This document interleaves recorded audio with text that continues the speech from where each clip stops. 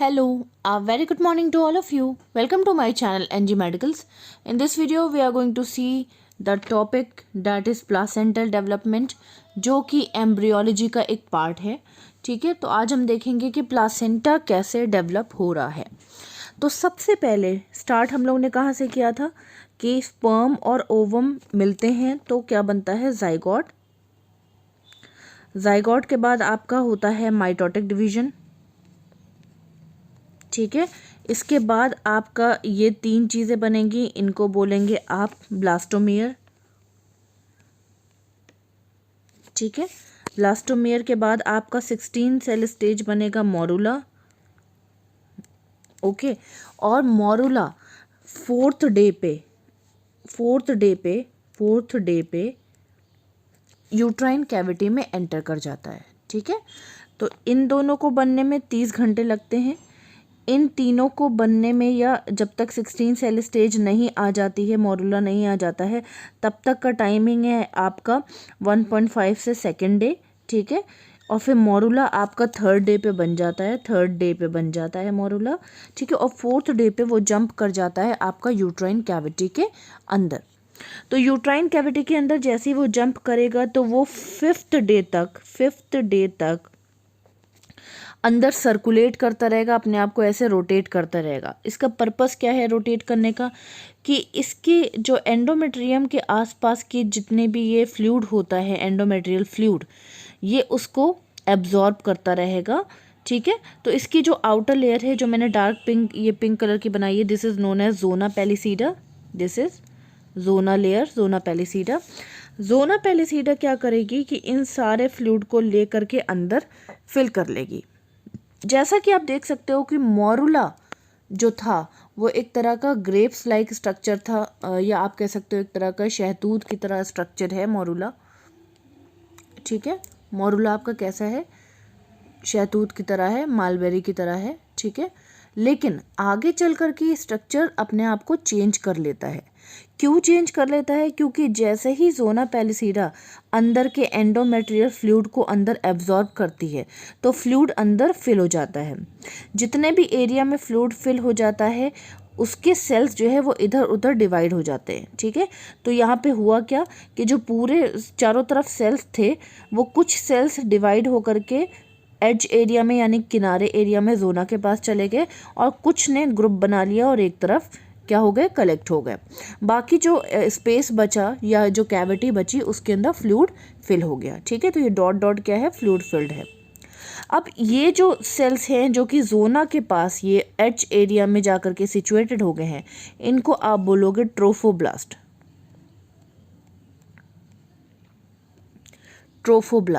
ठीक है, जोना के पास जितने भी सेल्स आ गए उनको क्या बोलोगे, ट्रोफोब्लास्ट.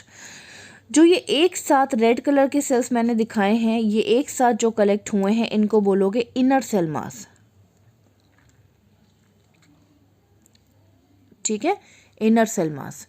ट्रोफोब्लास्ट को हम लोग आउटर सेल मास भी बोलते हैं. ठीक है, और ये वाले सेल्स को हम लोग इनर सेल मास और एम्ब्रियोब्लास्ट भी बोलते हैं.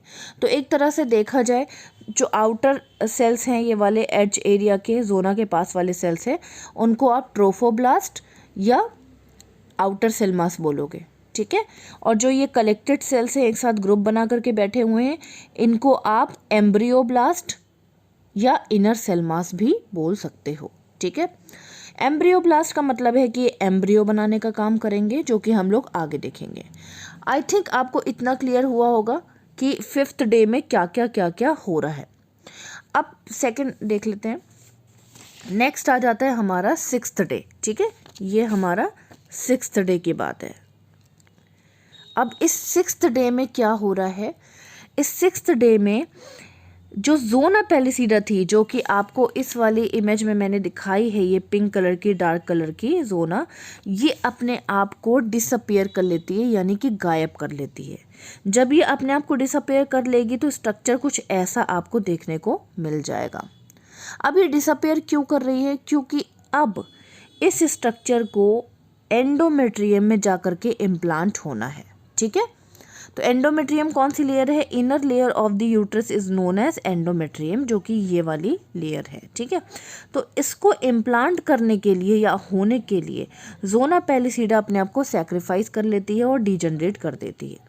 अगर वो अपने आप को डीजनरेट नहीं करेगी तो इन दोनों का अटैचमेंट नहीं हो पाएगा, क्योंकि अटैचमेंट की पावर किसके पास है? एक इसके पास है और दूसरा ये जो सेल्स है उनके पास है, ठीक है। तो यहाँ पे कुछ रिसेप्टर्स होते हैं आपके एंडोमेट्रियम के ऊपर जो कि अटैचमेंट का काम करते हैं, ठीक है। तो जैसे ही जोना गायब होगी ये दोनों एक दूसरे से क्या हो जाएंगे? अटैच हो जाएंगे। जैसे ही ये इससे आकर के अटैच होगा इस लेयर का नाम चेंज हो जाएगा। एंडोमेट्रियम की जगह हम लोग इसे बोलेंगे डेसिडुआ, ठीक है। इस लेयर को हम लोग क्या बोलेंगे? डेसिडुआ। डेसिडुआ अगर पूछा जाता है आपसे तो आप कह सकते हो कि pregnant endometrium is known as decidua. अब जो ये एंडोमेट्रियम है ये अकेली नहीं होती है, ये एंडोमेट्रियम दो पार्ट में डिवाइड होती है, ठीक है। या आप कह सकते हो कि एक एंडोमेट्रियम दो लेयर से मिलके बनती है। एक ये बाहर वाली लेयर जिसको मैं आपको दिखा रही हूँ जिसके ऊपर रिसेप्टर अटैच है, ठीक है। ये बाहर वाली लेयर इसको बोलोगे, ये फंक्शन करती है भाई, ये क्या कर रही है? पीरियड्स के टाइम पे शेड हो रही है, बाहर आ रही है, तो ये एक तरह का फंक्शन कर रही है, तो इसको क्या बोलोगे? स्ट्रेटम फंक्शनैलिस। स्ट्रेटम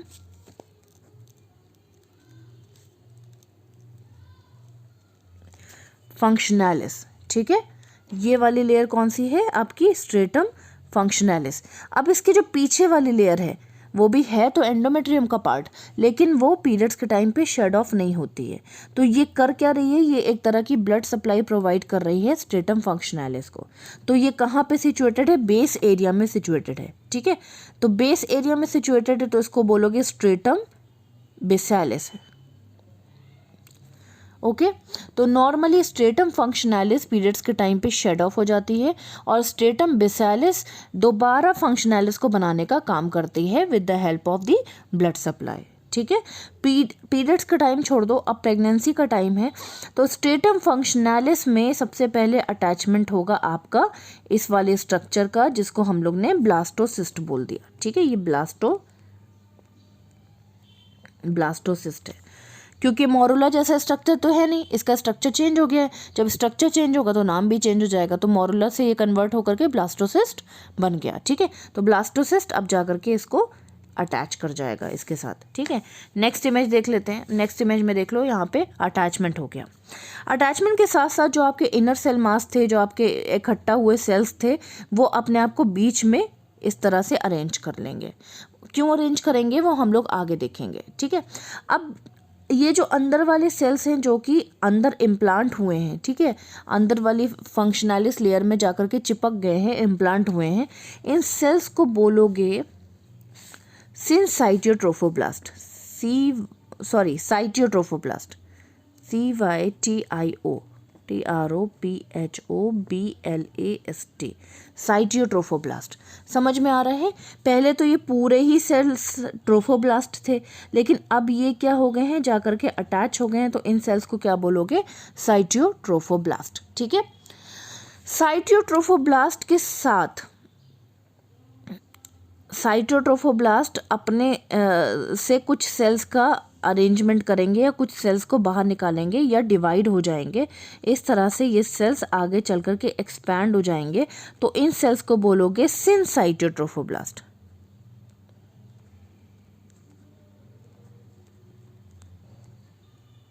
सिनसाइटियोट्रोफोब्लास्ट, कोई डिफरेंस नहीं है साइटियोट्रोफोब्लास्ट और सिनसाइटियोट्रोफोब्लास्ट, ठीक है। बस सिन लगा दिया मैंने आगे। तो ये जो सेल्स हैं, अब ये जो सेल्स हैं इनको आपने क्या बोला? साइटोट्रोफोब्लास्ट। और ये जो इससे निकले हुए बाहर की ओर सेल्स हैं इनको क्या बोलोगे? सिनसाइटियोट्रोफोब्लास्ट।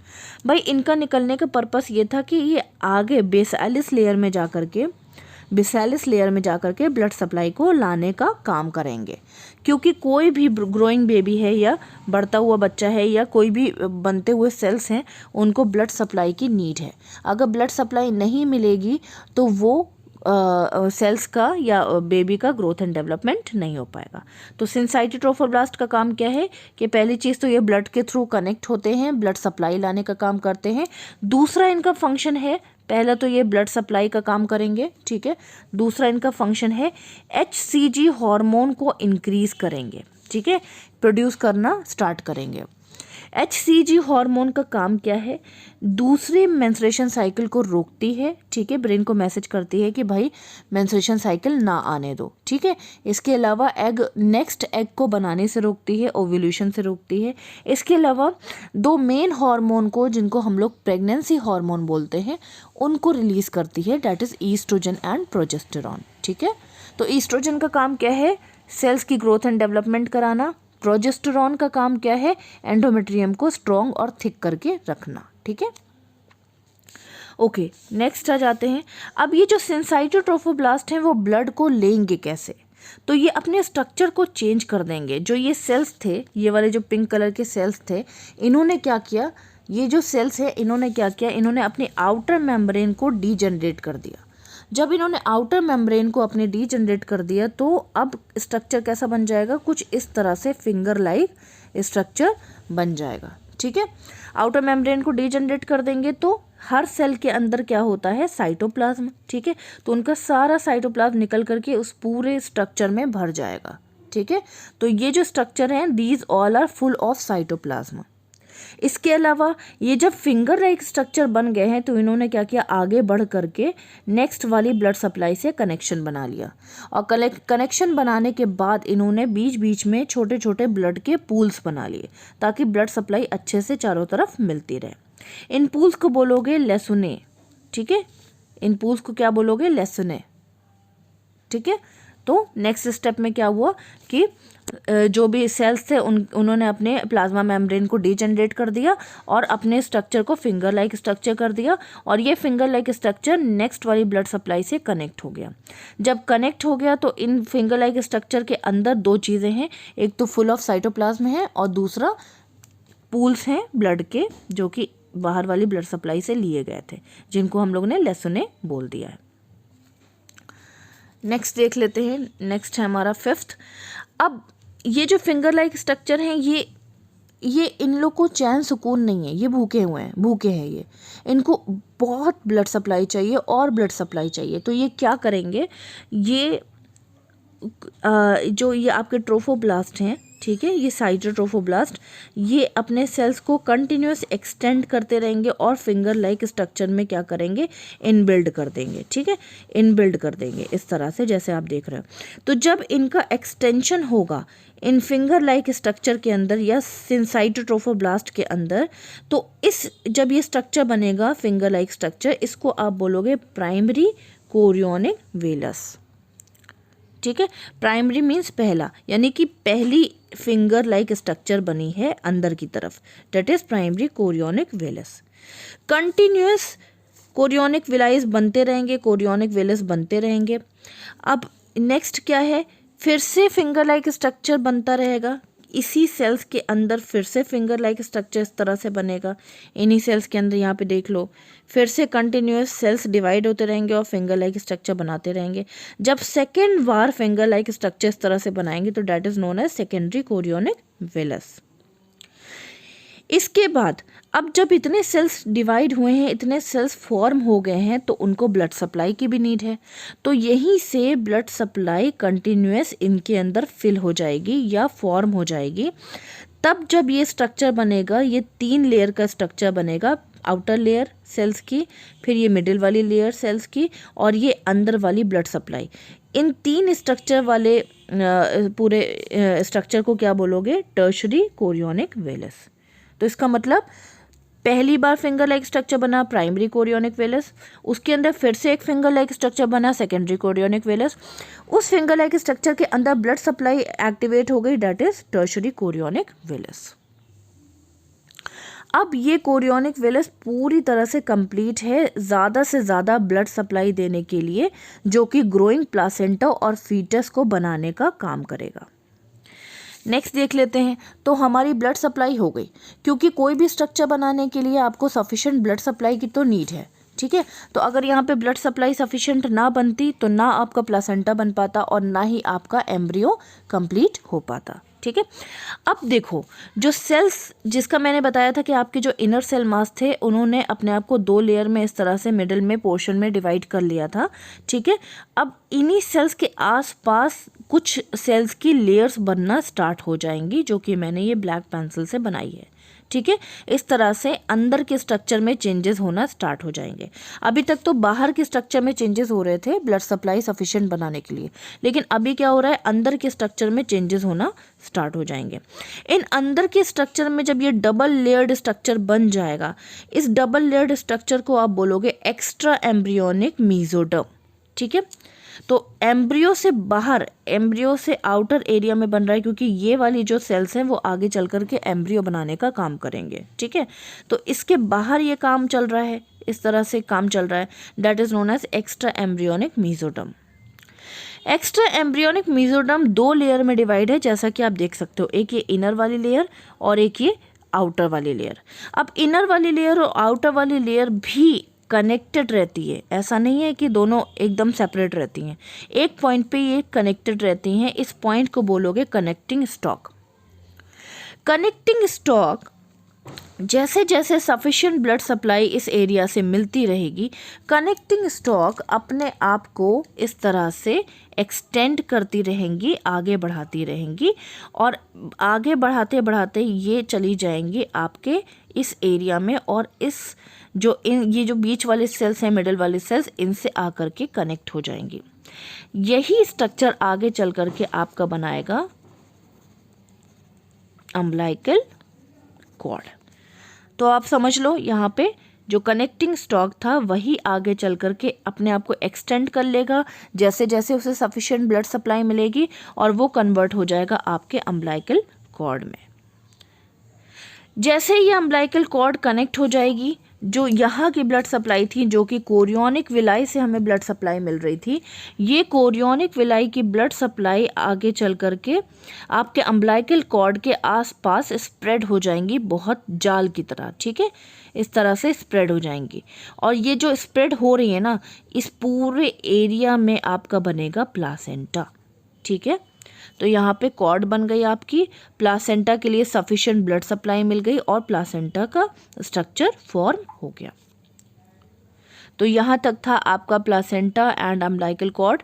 नेक्स्ट वाली वीडियो में हम लोग देखेंगे foetal development. Thank you so much, have a nice day.